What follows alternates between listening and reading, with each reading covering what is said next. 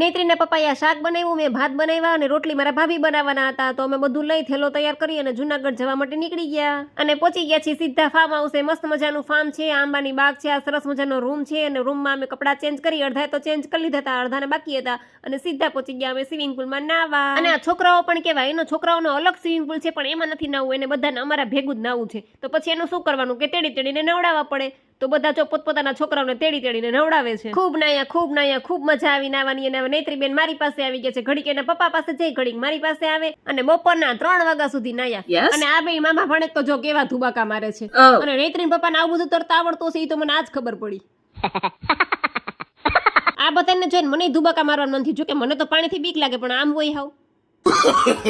અને બસ પછી નાઈને પછી સીધા કપડા ચેન્જ કરી અને સીધા પહોંચી ગયા જમવા. અને નાઈ એટલે ભૂખે બહુ લાગે, તો પછી બધા તૂટી જ પડ્યા હતા જમવા ઉપર, કોઈ ઊંચું ઉપાડીને નહોતા જતા. તો ચાલો મળશું નેક્સ્ટ વિડીયોમાં. લાઈક, શેર અને સબસ્ક્રાઇબ. સીતારામ, આવજો.